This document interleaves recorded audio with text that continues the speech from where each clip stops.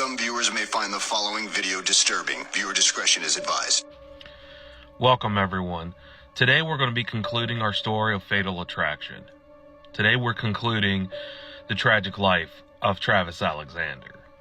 Up until this point, the both opposing sides of the trial of the murder of Travis Alexander was really hitting an impasse. Even though the prosecution knew that Jodi Arias had killed Travis Alexander, and Jodi Arias' side had actually admitted that she did kill Travis Alexander, but in self-defense. But what was the fighting argument was, where Jodi was trying to say everything was in self-defense, the prosecution was trying to convince the jury that it was premeditated. And the amount of evidence they had against Jodi was pretty damning. And they not only wanted to put Jodi away for the rest of her life, they were pushing for the death penalty.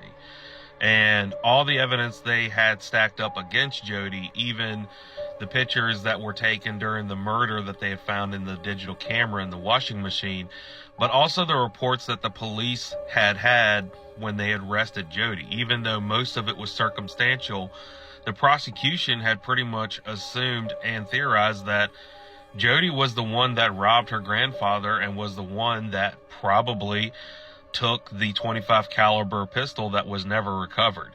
And if that had been the case, that she had been planning his murder since May of 28th of that year.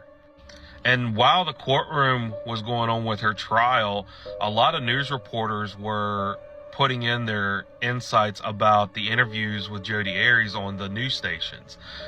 The Insider report would talk about just how overly confident Jodi was that she was not going to be found guilty. Even Nancy Grace on CNN would have a lot to say when she interviewed Jodi Arias in prison.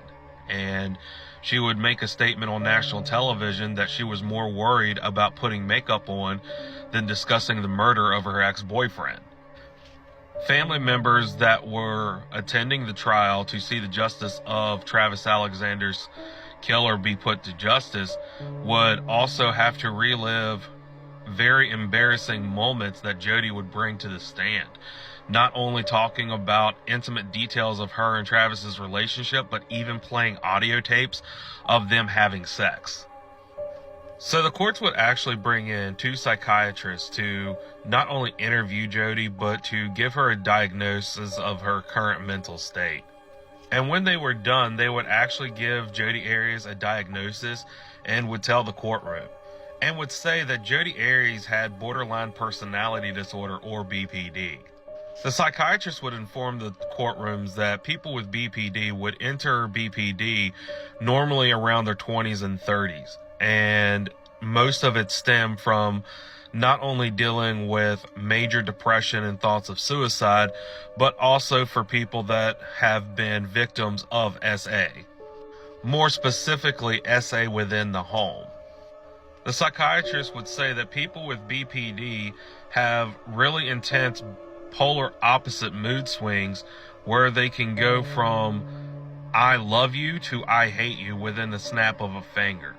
And part of these mood swings would entail like just unstable outbursts of rage. The psychiatrist would say that people with BPD have very unstable mood swings and varied between I love you stance, which in most cases with BPD, they will put the person that they love on a pedestal and idolize them in every way possible. And if they're not in that category, they're in the category of, well, I hate this person. The psychiatrist would also say that people with PPD are also perfect chameleons, and they can actually mask and mold themselves to become whatever the other person that they idolize want them to be. And considering everything in Jodi's past with her ex-lovers, we've seen this happen multiple times on multiple occasions. More specifically with Daryl Brewer and Travis Alexander. But in Travis Alexander's case, it was more concurrent because she idolized him so much that she was willing to mold and mask herself to being this perfect little Mormon girl that Travis was looking for. And when Travis found out that wasn't what she was, everything seemed to fall apart. And even though Jody had held on tightly to this image that her and Travis were going to be a thing, all that came to a head when Travis would send the email and tell her that he hated her and he wanted nothing to do with her and refer to her as a three-hole wonder. And when this happened, she quickly transitioned Travis from being someone that she loved and idolized and put up on a pedestal, and all those emotions went completely to the hate side, and the only thing she wanted to do was just to end him completely.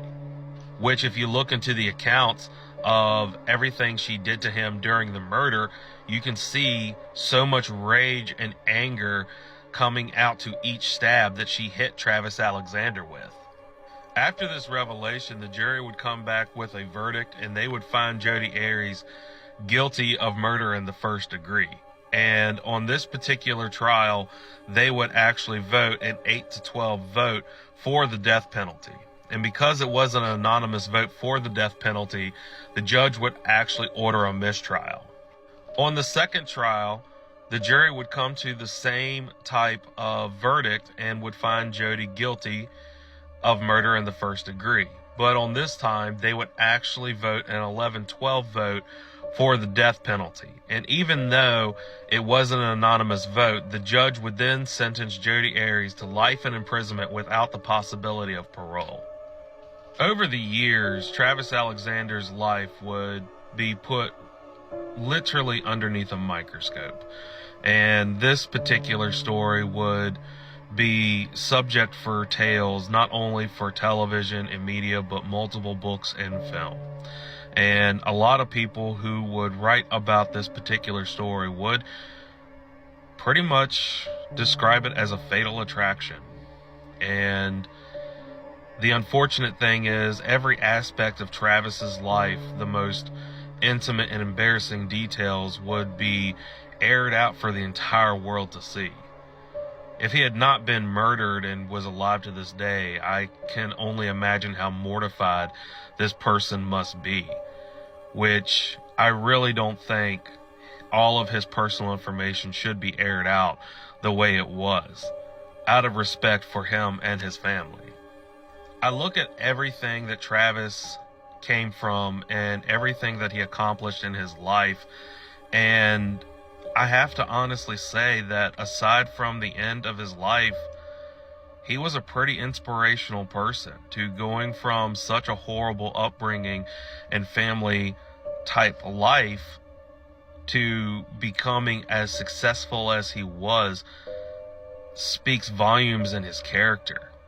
But does that mean that he was a perfect person without flaws? No. He had many flaws, and most of them included sex. And unfortunately for Travis, sex would really be his undoing when he would become infatuated with a narcissist psychopath that he just couldn't get out of his life. Jodi Arias, on the other hand, I said what I mean. She was a narcissist. She was a psychopath. And the most tragic thing about Jodi is she was showing red flags throughout her life as early as being 14, and no one picked up on them.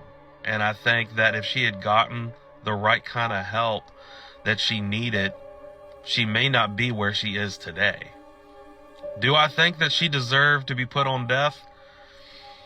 No, I don't think she deserved the death penalty. But I do think that the jury made the right vote and the judge made the right vote, because she's exactly where she needs to be. She by no means should ever see the light of day and should rot in prison for the rest of her life for the heinous acts that she committed. All things considered, I really commend Travis Alexander's be better mindset, and I think all of us could actually learn something from the being better mindset that Travis Alexander always pushed himself to strive for. And if there's anything else that can be said about Travis Alexander, I really hope, regardless what religious preference you believe in, I truly hope that Travis Alexander was a good human being, and I really hope that he rests in peace.